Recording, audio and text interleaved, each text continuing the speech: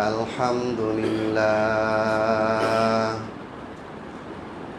الحمد لله نحمده ونستعينه ونستغفره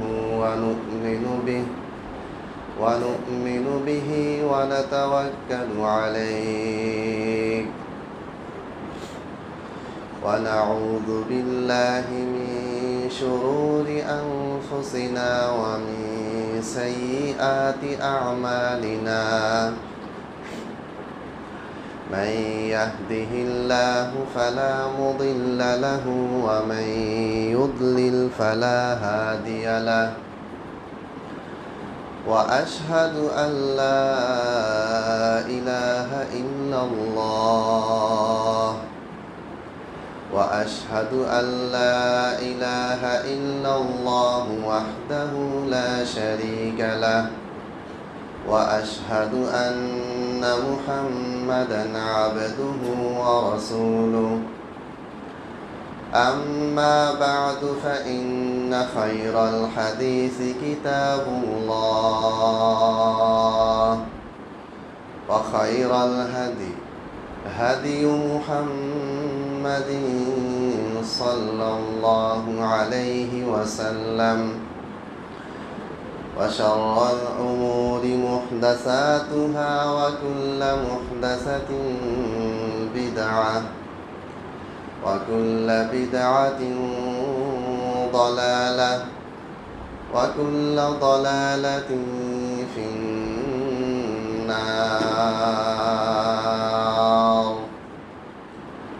أعوذ بالله من الشيطان الرجيم بسم الله الرحمن الرحيم يا أيها الذين آمنوا اتقوا الله حق تقاته ولا تموتن إلا وأنتم مسلمون يا أيها الناس اتقوا ربكم الذي خلقكم من نفس واحدة وخلق منها زوجها وبث منهما رجالا كثيرا ونساء واتقوا الله الذي تساءلون به والأرحام إن الله كان عليكم رقيبا يا أيها الذين آمنوا اتقوا الله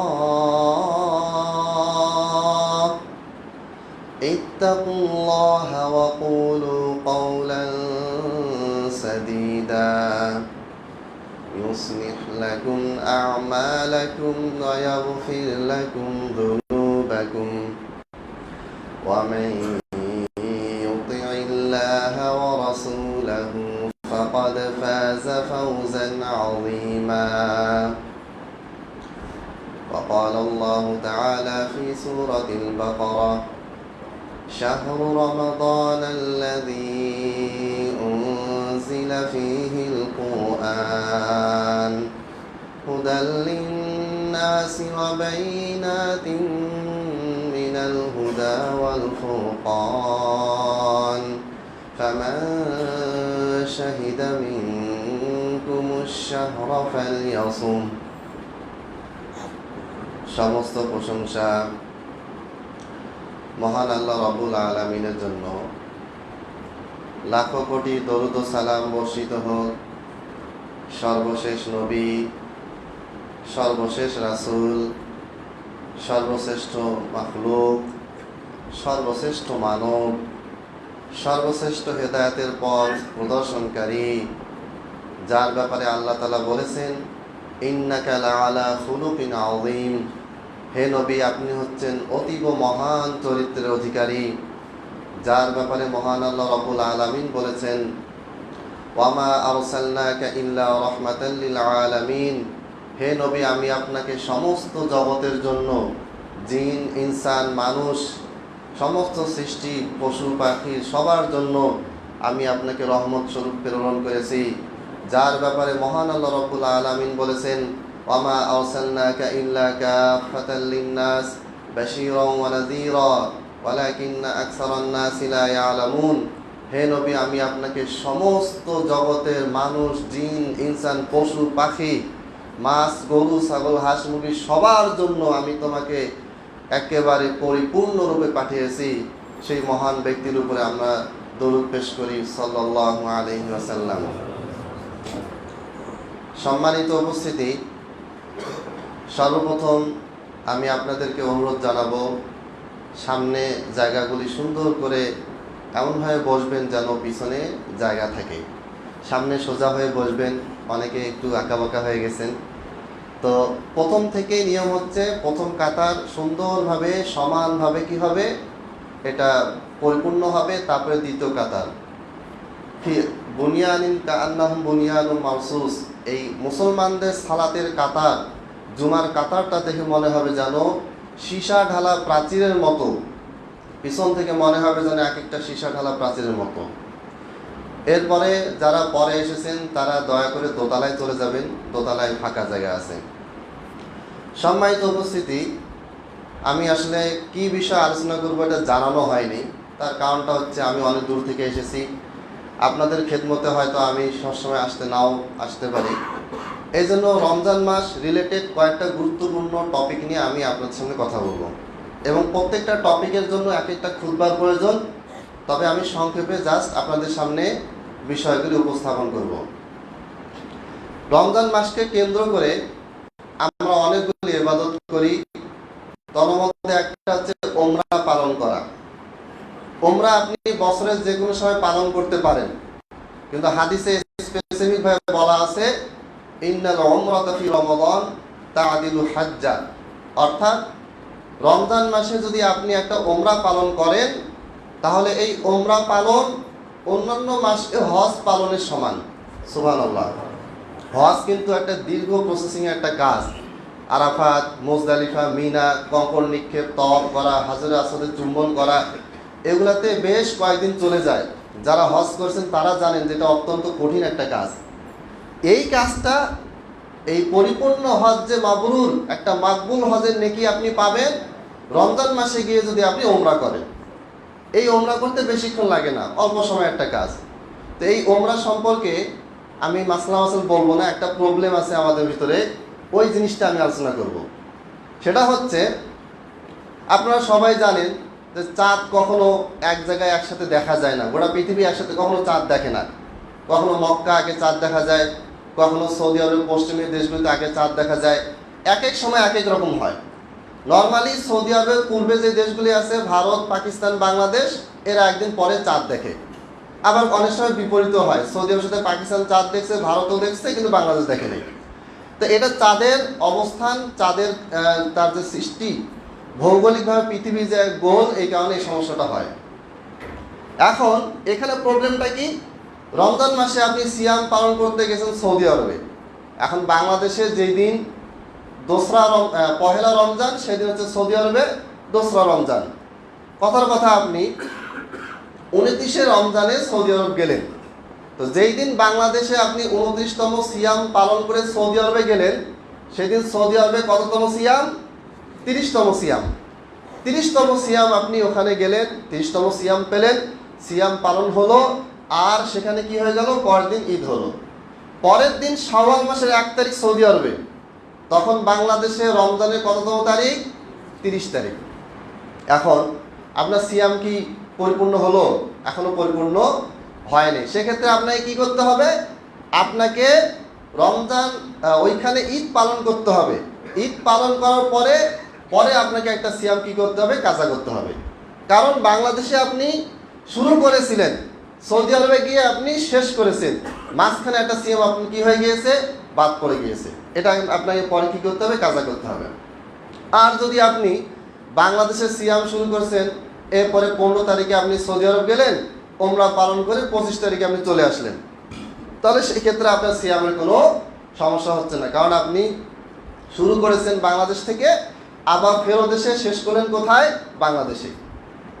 এর বিপরীতে যদি পশ্চিমা দেশগুলি থেকে আসেন, যেই দেশগুলি বিভিন্ন জায়গায়, যেমন আমেরিকার আলাস্কা প্রদেশে মাঝে মধ্যে মক্কার আগে চাঁদ দেখা যায়, এই ক্ষেত্রে আপনার আবার বাংলাদেশে উল্টা হচ্ছে।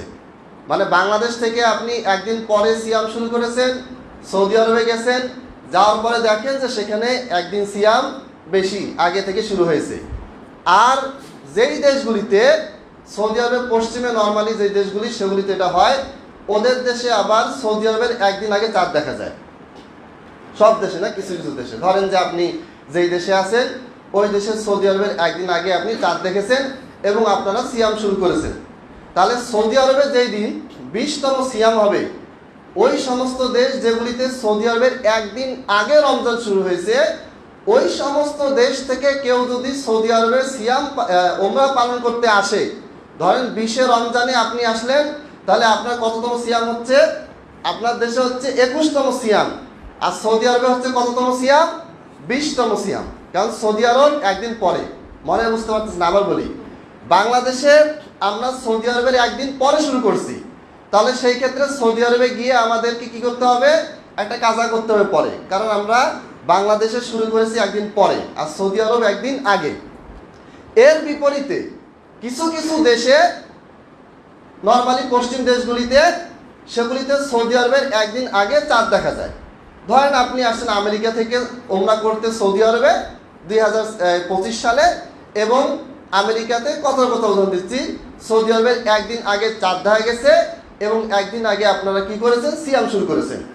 তাহলে আপনাদের যেদিন দোসরা সিয়াম, দোসরা রমজান, সেদিন সৌদি আরবে কততম সিয়াম? পহেলা রমজান। এই অবস্থায় আপনি যদি সৌদি আরবে ওমরা করতে আসেন, তাহলে ওমরা ধরেন আপনি 28শে রমজান, আপনার দেশ থেকে আপনি 28শে রমজানে রওনা দিচ্ছেন, সৌদি আরবে আপনি আসে কত সিয়াম পাবেন? 27তম সিয়াম পাবেন। কারণ আপনি যেই দেশ থেকে এসেছেন, ওই দেশে একদিন আগে সিয়াম শুরু হয়েছে। বাংলাদেশে উল্টা আর কি, বাংলাদেশে একদিন পরে হয়, আর যেই দেশ থেকে আপনি এসেছেন সেই দেশে একদিন আগে হয়েছে, যে কোনো দেশ হতে পারে। এই ক্ষেত্রে আপনি যদি সৌদি আরবে ঈদ পালন করেন, তাহলে আপনার সিয়াম কয়টা হবে? 31টা হবে। কারণ আপনার একদিন আগে শুরু হয়েছে, আপনি যেদিন সৌদি আরবে আসছেন সেদিন সৌদি আরবে 27শে রমজান, আর আপনার হয়ে গেল 28শে রমজান। সৌদি আরবে যেদিন 30শে রমজান, সেদিন হচ্ছে আপনার 31শে রমজান। এরপরে সৌদি আরবের সাথে আপনি ঈদ পালন করলেন, করার পরে আপনি কি করলেন? বাড়ি চলে গেলেন। এই ক্ষেত্রে আপনার 31টা সিয়াম হচ্ছে, কিন্তু সিয়াম কখনো 31টা হয় না, হয় 29টা হবে, অথবা কয়টা হবে? 30টা হবে। তো এই ক্ষেত্রে একটা অতিরিক্ত সিয়াম, এটা আপনার নফল সিয়াম হিসেবে গণ্য হবে। এই সমস্যাটা নর্মালি যারা আমরা ওমরা করতে যাই, তাদের কম বেশি সবারই এই সমস্যাটা ফেস করতে হয়। এটা আসলে কোনো সমস্যাই না, একদম সিম্পল হিসাব। সহিহ মুসলিমে হযরত আব্দুল্লাহ বিন আব্বাস থেকে হাদিস আছে, তার শাগরেদ আবু কুরাইব, তিনি এরকম মদিনা থেকে দামেস্কে গেলেন, গিয়ে দেখা যায় সেখানে একদিন পরে চাঁদ দেখা গেছে। এরপর এটা নিয়ে তিনি জিজ্ঞেস করেন যে তাহলে এখন আমি কি করব? আমি কি এখন সিয়ামটা শেষ করবো মদিনার হিসাবে না সিরিয়ার হিসাবে?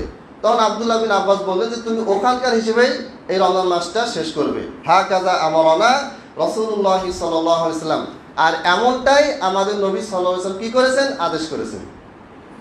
তাহলে এটা একদম সাফ এবং ক্লিয়ার। এইখানে ভৌগোলিক সারা পৃথিবীর একদিনের সিয়াম পালনের সাথে এর কোনো সম্পর্কই নেই। আর আমি যে আয়াতটা পড়েছি, ফামান শাহিদা মিনকুমুশ শাহরা ফালিয়াসুমহু, তোমাদের কেউ যদি এই মাসটা পায় তাহলে সে যেন সিয়াম শুরু করে। এই আয়াতটা প্রমাণ করে যে গোটা পৃথিবীতে একদিনে সিয়াম পালন সম্ভব নয়। কেন সম্ভব নয়?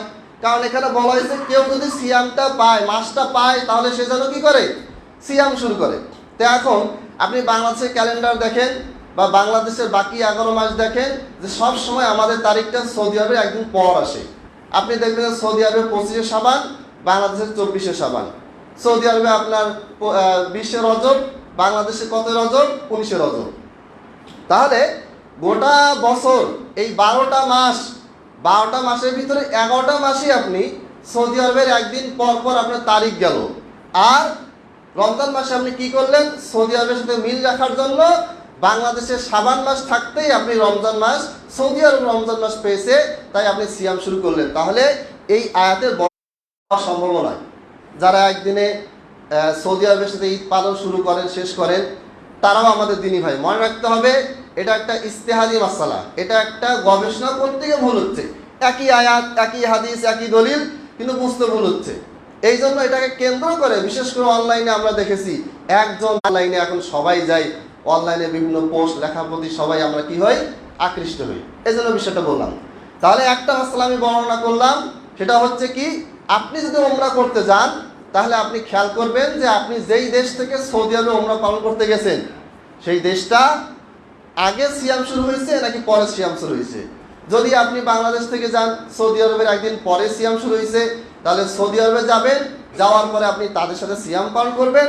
ওইখানে যদি আপনি ঈদ পালন করেন, তাহলে পরবর্তীতে একটা সিয়াম আপনি কি করবেন, কাজা করবেন। আর যদি ধরেন আপনি এমন দেশ থেকে সৌদি আরবে এসেছেন, যেই দেশে সিয়ামটা আপনার জন্য কি হবে, নফল হিসেবে গণ্য হবে। খুবই সিম্পল হিসাব, খুবই সাধারণ হিসাব, কোনো প্যাচগোজ নাই। কিন্তু এখানে ওই যে সারা পৃথিবীব্যাপী একদিনের মাসালা ঢুকে গিয়ে অনেকের ভিতরে বিভ্রান্তি তৈরি হয়েছে। 1 নম্বর মাসালা। 2 নম্বর মাসালা, সেটা হচ্ছে ফিদিয়ার ব্যাপারটা আমরা অনেকে বুঝতে পারি না। তিনি কি করবেন, অর্ধ সা পরিমাণ খাদ্য খাওয়াবেন। অর্ধ সা খাদ্য কতটুকু, কেউ বলে 2 কেজি, কেউ বলে 1.5 কেজি, কেউ বলে 2 কেজির কম, কেউ বলে 800 গ্রাম। এই যে কেজি গ্রামে এটাকে কনফাইন করা, নির্দিষ্ট করা, এটা ভুল কাজ। এটা হচ্ছে 2 অঞ্জলি। আপনি 2 অঞ্জলি খাবার দিবেন। 2 অঞ্জলি যদি গোশত দেন একরকম ওজন হবে, 2 অঞ্জলি চাল যদি দেন আরেক রকম ওজন হবে, 2 অঞ্জলি মুড়ি যদি দেন তাহলে তো ওজনই হবে না। এটা ডিপেন্ড করবে খাদ্যের উপরে কতটুকু ওজন হচ্ছে। আমরা অনেক সময় এক সা ফেতরাকে বলি যে এটা হচ্ছে 2.5 কেজি, 3 কেজি। এটা আসলে কোনোভাবে কনফাইন করা, নির্দিষ্ট করা সম্ভব না যে কত কেজি হবে, কত গ্রাম হবে। কারণ হাদিসে বলা হয়েছে 1 মুদ 1 অঞ্জলি, এইভাবে করে 4 মুদ 1 সা। আর ফিদিয়ার ক্ষেত্রে 2 অঞ্জলি, 2 অঞ্জলিকে বলা হয় অর্ধ সা। এই অর্ধ সা পরিমাণ খাদ্য আপনি কি করবেন, আপনার পুরো মাসে যে কয়টা সিয়াম আপনি রাখতে পারেন নাই, যদি পুরো মাস হয়, যদি 30 দিনে যদি আপনি রাখতে না পারেন, তাহলে 2 অঞ্জলি খাবার আপনি কি করবেন, গরিবদেরকে দান করবেন, খেতে দিবেন। সেটা একজনকে দিতে পারেন। ধরেন আপনার পরপর 3 বছরের সিয়াম চলে গেছে অসুস্থতার কারণে, এবং ডাক্তার বলেছে যে সামনেও আপনি রাখতে পারবেন না, আপনার সামনেও ফিরিয়ে দিতে হবে। এখন যে 3টা বছর পার হয়ে গেছে, এই 3টা বছর ধরেন 30, 90টা সিয়াম আপনার কি হয়ে গেছে, বাদ পড়ে গেছে। আপনি চাইছেন যে আমি কাজা রাখবো, পারেন নাই। কাজা রাখার ইচ্ছা ছিল, কাজা রাখবেন, কাজা করবেন, করতে করতে 3 বছর পার হয়ে গেছে বা 2 বছর পার হয়ে গেছে, আপনি ফিদিয়াও দেন নাই, কাজাও রাখতে পারেন নাই। এখন আপনি ফিদিয়া দিবেন। সেই ক্ষেত্রে আপনি কি করবেন, এইভাবে করে 2 অঞ্জলি খাবার আপনি নেবেন, নেওয়ার পরে এটা আপনি গরিব কাউকে দান করবেন। এখন গরিব মিসকিন বলতে আপনি একজনকেও দিতে পারেন, আবার 90টা ব্যক্তিকেও দিতে পারেন। 3 বেলা যদি আপনি একজনকে খাওয়ান এই 2 অঞ্জলি বা অর্ধ সা পরিমাণ, তাহলে আপনার একদিনে 3টা সিয়ামের ফিদিয়া বা কাফারা দেওয়া হয়ে গেল। এইভাবে করে আপনি আপনার মতো করে সুবিধা মতো যে কয়দিন যে কয়জনকে পারেন খাওয়াতে পারেন। আপনি একই বেলায় 90 জন ব্যক্তিকে দাওয়াত করে, গরিব মানুষকে দাওয়াত করে যদি এক বেলায় খাওয়ান, তাও হয়ে যাবে। আর আপনি যদি 10 জনকে যদি দিয়ে কিছু কিছু দিলেন, 10 জনকে দিলেন, 10 জনকে দিয়ে আপনি 90 বার দিলেন, কোনো অসুবিধা নাই। এক কথায় আপনার উপর ডিপেন্ড করবে যে আপনি একজন ব্যক্তিকে দিবেন নাকি 2 জনকে দিবেন নাকি 10 জনকে দিবেন। যেটাই হোক, আপনার 90 বার আপনি খাদ্য প্রদান করবেন, এবং সেটা হবে অর্ধ সা। আর অর্ধ সা হচ্ছে আপনার হাতে 2 অঞ্জলি পরিমাণ খাবার। এটা আপনি বেশি হলে সমস্যা নেই, কম যেন না হয়। অর্থাৎ ফিদিয়ার যেটা পরিমাণ দেওয়া হয়েছে, এটা বেশি হলে কোনো অসুবিধা নাই, কম যেন না হয়। এটাকে এত গ্রাম এত কেজিতে কনফাইন করা সম্ভব নয়, কারণ ডিপেন্ড করতেছে আপনি কি খাচ্ছেন। আপনি যদি রুটি খান, আপনি যদি গম খান, গমের হিসাব, গমের ওজন হবে একরকম। পোলার চাল যদি খান, ওটার ওজন হবে আরেক রকম।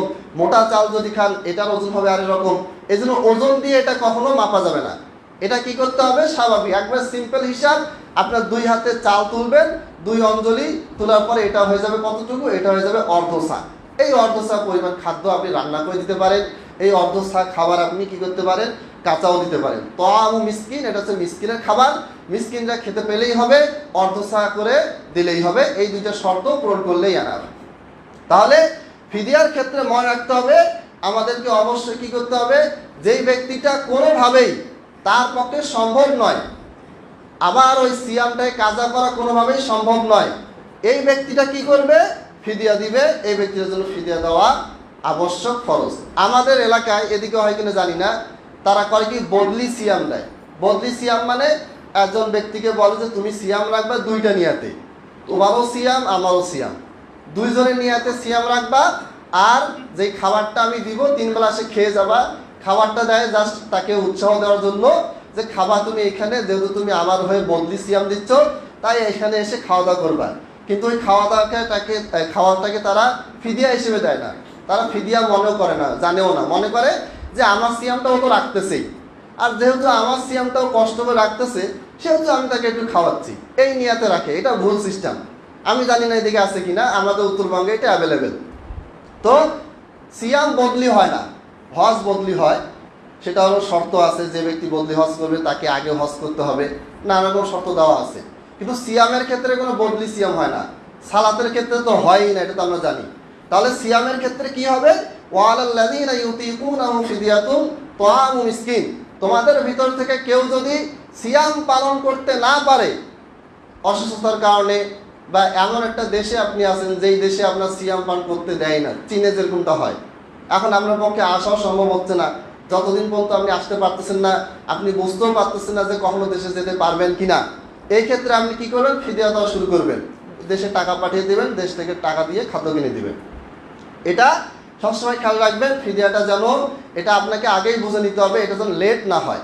দেখা গেল যে আপনার 2 বছর 5 বছর গেল, আপনি মানে বুঝতে পারতেছেন না যে আপনি ফিদিয়া দিবেন না কাজা করবেন, ফিদিয়া দিবেন না কাজা করবেন, এইভাবে লেট করা যাবে না। আপনাকে ইনস্ট্যান্ট ডিসিশন নিতে হবে যে আপনি কাজা করতে পারবেন কিনা। যদি পারেন ঠিক আছে, যদি আপনি কাজা করতে না পারেন তাহলে কি করবেন, ডিসিশন নেবেন যে আমাকে এখন থেকেই ফিদিয়া দিতে হবে, এবং ওই মাস যেই রমজানে আপনি রোজা রাখতে পারতেছেন না বা পর্ব দিতে পারবেন না বলে আপনি নিশ্চিত হয়েছেন, ওই বছর থেকেই আপনাকে কি করতে হবে, রমজান আসবে, রমজানে আপনাকে ফিদিয়া দেওয়া শুরু করতে হবে। কোনো কারণে যদি মিস যায়, রমজানের পরে 2-4টা দিলেন সেটা ভিন্ন কথা, কিন্তু এই ক্ষেত্রে লেট করা যাবে না। 3 নম্বর মাসালা, আমরা রমজান মাসে অনেকেই জাকাত দেই। জাকাত যে রমজানে দিতে হবে এরকম না, যে কোনো সময় আমরা জাকাত দিতে পারি। কেউ রজবে দিতে পারে, শাবানে দিতে পারে, মহরমে দিতে পারে, যে কোনো সময়। আরবি হিজরি মাস হিসেবে জাকাত দিতে পারেন, ইংরেজি মাস হিসেবেও দিতে পারেন। জাকাত দেওয়ার ক্ষেত্রে রমজান থেকে আমরা বেছে নিই, তার কারণটা হচ্ছে যে রমজান মাসে কোনো সৎ আমল করলে এটা অন্যান্য সময় চেয়ে কী হয়, বেশি নাকি পাওয়া যায়। তো জাকাত দেওয়ার ক্ষেত্রে আমাদের ভিতরে অনেকগুলো মাসলা আসে, সবগুলো মাসলার ডিটেলস বলার সময় নেই।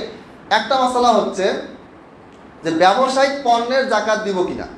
এখন দোকানে ধরেন আপনার 20 লাখ টাকার মাল আছে, মাল পড়ে আছে 20 লাখ টাকা, বিক্রি হয়নি, বিক্রি হবে কবে তা ঠিক নাই, আজকে কিছু বিক্রি হলো, কালকে কিছু বিক্রি হলো। নর্মালি খাবারের দোকান, কনফেকশনারি দোকান, ওষুধের দোকান, এই দোকানগুলোতে দৈনিক হয়তো বিক্রি হয় 4,000, 5,000, 10,000, কিন্তু মাল পড়ে থাকে 20, 25, 30 লাখ টাকা মাল পড়ে থাকে। এখন এই ব্যবসায়িক পণ্য হিসেবে এগুলো আছে, এবং ধরেন আপনি 5 বছর ধরে দোকান চালাচ্ছেন, 1 বছর নেশাব পরিমাণ সম্পদ থাকলে 1 বছর পার হলে কি হবে, তাকে জাকাত দিতে হবে। এখন আপনার নেশাব পরিমাণ বলতে 85 গ্রাম স্বর্ণ, 85 গ্রাম স্বর্ণ, এই 85 গ্রাম স্বর্ণ পরিমাণ টাকা বা সম্পদ যদি আপনার থাকে এবং 1 বছর যদি পার হয়, তাহলে সেখান থেকে আপনাকে 2.5% টাকা দিতে হবে। ধরেন 85 গ্রাম স্বর্ণের দাম ধরেন কথা 1 লাখ টাকা, তাহলে আপনাকে 2,500 টাকা কী করতে হবে, এটা জাকাত হিসেবে দিতে হবে। কিন্তু আপনার কাছে যে সম্পদটা আছে, এই যে বিশাল দোকান আপনার আছে, আপনার সিকিউরিটি নিচে ধরেন 10 লাখ টাকা, প্রতি মাসে আপনাকে ভাড়া দিতে হয় 10,000 টাকা, আর আপনার ইনস্ট্যান্ট বিদ্যমান মাল সম্পদ আছে হচ্ছে 30 লাখ টাকা। এখন আপনি জাকাত দিবেন কিনা, এটা নিয়ে আলেম ওলামাদের ভিতরে ব্যাপক মতবিরোধ আছে। নাসিরুদ্দিন আলবানী রাহিমাহুল্লাহর বক্তব্য হচ্ছে, এবং ওটাই আমার কাছে বেশি সঠিক মনে হয়, সেটা হচ্ছে ব্যবসায়িক পণ্যের লভ্যাংশ থেকে আপনি জাকাত দিবেন।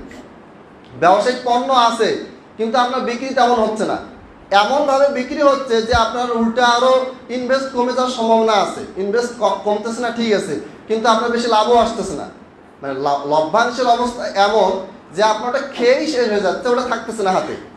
এই ক্ষেত্রে আপনার যেই সম্পদটা আছে দোকানে, ইনস্ট্যান্ট গোডাউনে দোকানে যেই সম্পদটা আছে, এই সম্পদটা থেকে যদি আপনি প্রতি বছর যদি জাকাত দেন, দেখা গেল যে 5 বছর ধরে আপনি কোনো লাভের মুখ দেখতেছেন না, এমনটা তো হয় যারা আমরা ব্যবসা করি কম বেশি সবাই জানি। তাহলে আপনার প্রতি বছর কি হবে, ইনভেস্টটা কমে যাবে। আপনার 2,500 টাকা, শতকরা 2,500 টাকা দিচ্ছেন, ইনভেস্টটা কমতে থাকবে। এই জন্য নাসিরউদ্দিন আলবানী রাহিমাহুল্লাহ বক্তব্য হচ্ছে যে আসলে জাকাতটা দিতে হবে লভ্যাংশের উপরে।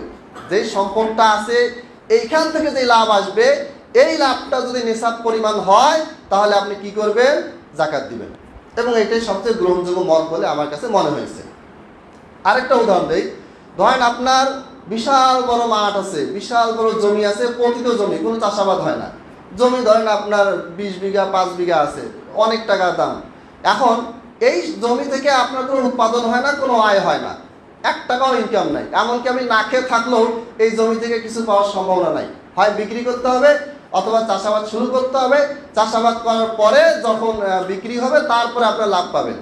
তো ধরেন কথার কথা, আপনার এই জমিটা আপনি চাষাবাদ করেন না, করার মতন পরিবেশ নেই, ওভাবেই পড়ে আছে, এবং সেটা বর্তমান বাজারের ধরেন 1 কোটি টাকা। তো এই 1 কোটি টাকা হলেও আপনি এখান থেকে কোনো জাকাত দিবেন না, কারণ সেখান থেকে কোনো লাভ আপনি পান না।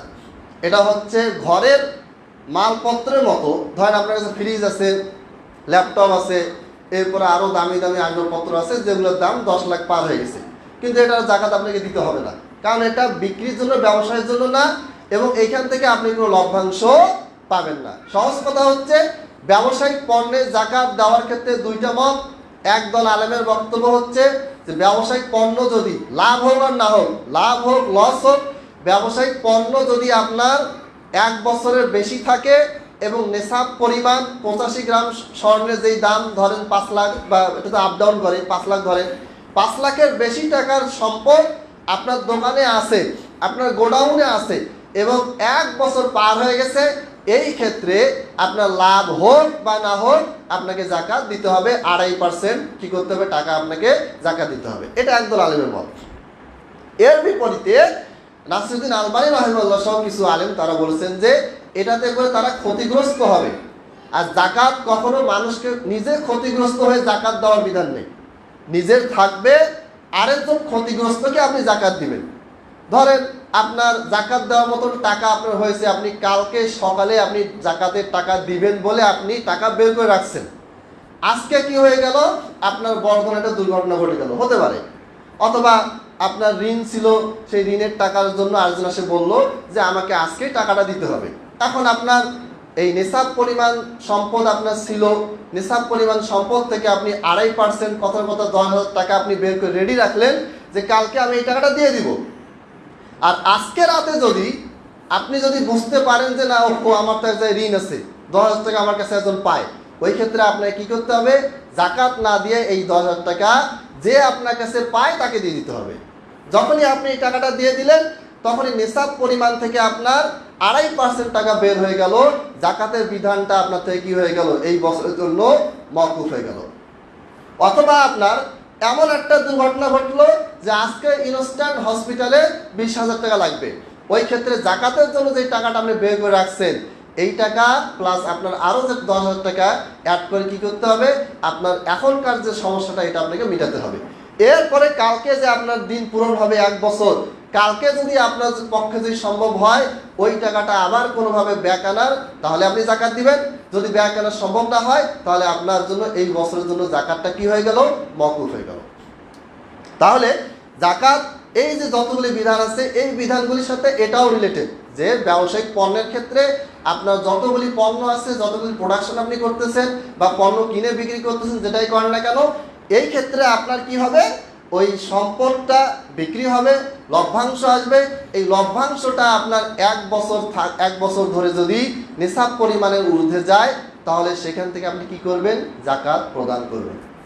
এটাই সবচেয়ে সহজ, সবচেয়ে ভালো। কারণ এই সিস্টেমে যদি জাকাত না দেন, শুধু ইনভেস্ট থেকে যদি আপনি জাকাত দেন, যদি আপনার লভ্যাংশ না থাকে, এটাতে আপনি ক্ষতিগ্রস্ত হবেন। আর জাকাতের বিধান হচ্ছে লা দরারা ওয়ালা দিরারা, এটা ইসলামের একটা মূলনীতি সব ক্ষেত্রেই, যে নিজে ক্ষতিগ্রস্ত হওয়া যাবে না, অন্যকেও ক্ষতিগ্রস্ত করা যাবে না। এটা হচ্ছে 2 নম্বর মাসআলা। 3 নম্বর মাসআলা, সেটা হচ্ছে সম্প্রতি আমাদের বাইতুল মুকাররম থেকে একটা ফতোয়া দেওয়া হয়েছে, বলা হয়েছে যে মক্কা মদিনায় তো আপনারা জানেন যে এখন আর 20 রাকাত হয় না। এটাই কেন্দ্র করে প্রচুর সমস্যা হচ্ছে, কথাবার্তা হচ্ছে, প্রশ্ন পেতে পেতে প্রচুর প্রশ্ন। এগুলো একটা উত্তর আজকে আমি দিয়ে যাই। সেটা হচ্ছে যে তারাবির সালাত কেউ যদি 8 রাকাত পড়ে তাহলে এটা বেদাত হবে বলা হয়েছে, আর শুনছেন তো অনেকে। এবং 20 রাকাতের নিচে আসা বা 8 রাকাত 10 রাকাত এই মানে 8 রাকাত পড়া, এটা হচ্ছে মুসলমানদের বিরুদ্ধে একটা ষড়যন্ত্র, নাউজুবিল্লাহ। এখানে প্রবলেমটা হচ্ছে যে কোনো ব্যক্তি যদি 8 রাকাত পড়ে তাহলে আমাদের কোনো সমস্যা নেই, সে সুন্নাহ পালন করলো। কেউ যদি 8-এর চেয়ে বেশি পড়ে, 10 পড়ে, 12 পড়ে, 14 পড়ে, 20 পড়ে, 26 পড়ে, 40 পড়ে, এক কথায় সালাতুল লাইলি মাসনা মাসনা। বুখারীতে আল্লাহর নবী সাল্লাল্লাহু আলাইহি ওয়াসাল্লাম বলেছেন, রাতের সালাত 2 রাকাত করে। ফাইজা খাশিয়া আহাদুকুমুস সুবহা, এখন রাতের বেলা আপনি 2 রাকাত করে পড়তেছেন, 2 রাকাত করে পড়তেছেন, পড়তে আপনি আশঙ্কা করতেছেন না সবাই একটু পরে ফজর হয়ে যাবে, সেই দিকে হবে, তাহলে কি করবেন? 1 রাকাত ভিতরে পড়ে শেষ করবেন। এই হাদিসে আল্লাহর নবী সাল্লাল্লাহু আলাইহি ওয়াসাল্লাম নফল সালাত হিসেবে কিয়ামুল লাইল যত বেশি খুশি আপনি পড়তে পারবেন তার একটা কি দিলেন? অনুমতি দিলেন। তার মানে আপনি চাইলে 20 পড়তে পারেন, 16 পড়তে পারেন, 30 পড়তে পারেন, 40 পড়তে পারেন। সালামদের থেকে এরকম আমল পাওয়া যায়।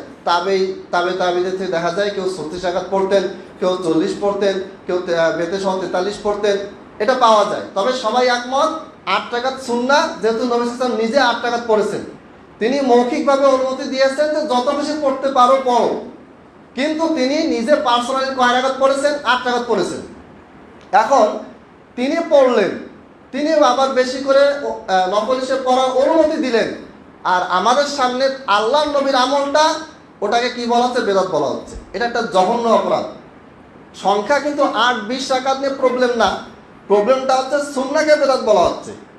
আর বেদাতকে কেউ যদি সুন্নাহ বলে সে স্পষ্ট গোমরাহির মধ্যে আছে। আল্লাহ তাআলা আমাদেরকে বুঝার তৌফিক দান করুন এবং গোমরাহ থেকে হেদায়েতের দিকে আসার তৌফিক দান করুন। এখন এইখানে যেটা সংশয় সেটা হচ্ছে, বর্তমানে এই যে আমাদের অনেক হানাফি মাযহাবের অনুসারী আলেম ওলামারা, তারা বড় আলেম, আমরা তাদেরকে সম্মান শ্রদ্ধা করি, তারা 8 রাকাতকে বেদাত বলার কারণে, এবং তারা একটা কথা বলেন যে 1857 সালে মানে রানী ভিক্টোরিয়া ব্রিটিশ আমলের আগে কেউ 8 রাকাত পড়ে নাই পৃথিবীতে। এখন কেউ শুনছেন কিনা? কেউ 8 রাকাত ব্রিটিশ আমলে আগে পড়ে নাই, ব্রিটিশ আমলে পরে 8 রাকাত চালু হয়েছে।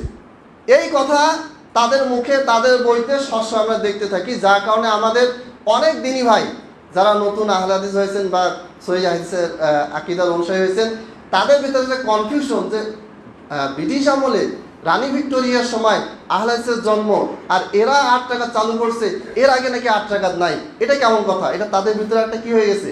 কনফিউশন তৈরি হয়ে গেছে। আমি হানাফি মাযহাবের বড় আলেমদের বইগুলি তো নিয়ে আসা সম্ভব না, তাদের বক্তব্যগুলি নিয়ে আসছি, তাদের থেকে আমি আপনাদেরকে কিছু কথা শোনাবো, এটা প্রমাণ করার জন্য যে হানাফি মাযহাবের বড় বড় আলেম ওলামারা তারা 8 রাকাতকে সুন্নাহ বলে গেছেন অনেক আগেই। এদের দাবি যে 1857 সালের পরে ব্রিটিশদের আমলে কি হয়েছে? 8 রাকাত নামক একটা আমল চালু হয়েছে। এর আগে পৃথিবীতে কোথাও 8 রাকাতের কোনো আমল ছিল না। ঠিক আছে, ভালো কথা। তাদের ঘরের, তাদের মাযহাবের বড় বড় ইমামরা কি বলে গেছেন সেটা জাস্ট আমি পড়ে শোনাবো। আমি কোনো ব্যাখ্যাও করব না, কোনো বিশ্লেষণও করব না, তাদেরই প্রকাশনী, তাদেরই লিখিত কিতাব। 1 নম্বর, ইবনে হুমাম হানাফি রহিমাহুল্লাহ, তিনি 861 হিজরিতে মারা গেছেন। 861 হিজরি। বর্তমানে আমরা আছি হচ্ছে 1446 হিজরি, তাহলে অনেক আগে, ব্রিটিশরা আসারও অনেক আগে। 861 হিজরিতে ইমাম ইবনু হুমাম হানাফি রহিমাহুল্লাহ, যে কোনো হানাফি আলেমকে জিজ্ঞেস করবেন, ওনাকে চিনবে। অনেক বড় মাপের আলেম, অনেক বড় খেদমত আছে, তার কিতাবগুলি অনেক এলেমে পরিপূর্ণ।